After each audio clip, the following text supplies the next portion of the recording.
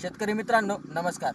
Ideal फाउंडेशनच्या माध्यमातून मी स्वप्नील विलास सोनवणे. तर आज आपण तळवाडी येथील प्रगतशील शेतकरी अमोल पवार यांच्या देशी रवयाच्या प्लॉटमध्ये आहोत.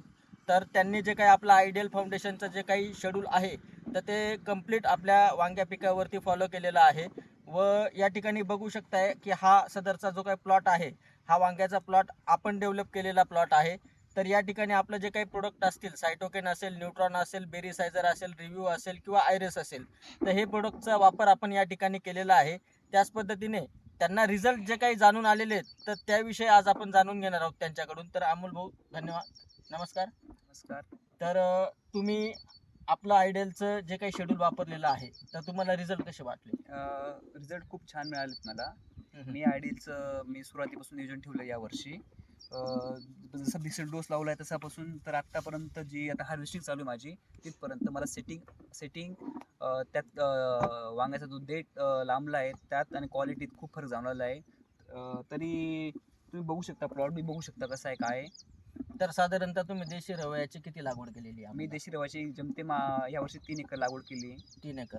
आता 3 एकरसाठी तुम्ही आपलं आयडियलचं जे काही पूर्ण शेड्यूल तुम्ही वापरतायत, तर तुम्हाला वापरून त्याचे रिझल्ट तर आलेलेच आहेत.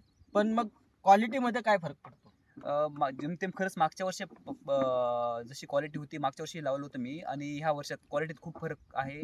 व्यापारी सुद्धा जो मार्क मी पाठवतो त्या मार्कने मागवता, की पाठवल्याने लगेच उचलता तो मार्क्स, म्हणजे क्वालिटी खरंच फरक आहे. तुम्ही बघू शकता डेट वगैरे काही कसं आहे तर काय. या ठिकाणी जो देशी रव्याचा जो काही आपलं वांगा असतं तर याचा हा जो काही डेट असतो त्या डेटवरती या वांग्याची क्वालिटी आणि रेट हा ठरत असतो. तर या ठिकाणी जे काही आपल्या आयडियलचे जे काही प्रोडक्ट आहे हे जर का वापरले तर 100% तुमच्या क्वालिटीमध्ये तसंच जे की पीक आहे ते बहरदार दिसत असतं.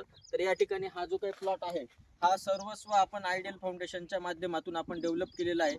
तर मला एवढंच सांगणं आहे शेतकरी बांधवांना की जास्तीत जास्त तुम्ही जर का चांगल्या पद्धतीने न्यूट्रिशन मॅनेजमेंट ठेवलं तर तुमच्या उत्पादनामध्ये चांगल्या पद्धतीने ही भर पडत असते.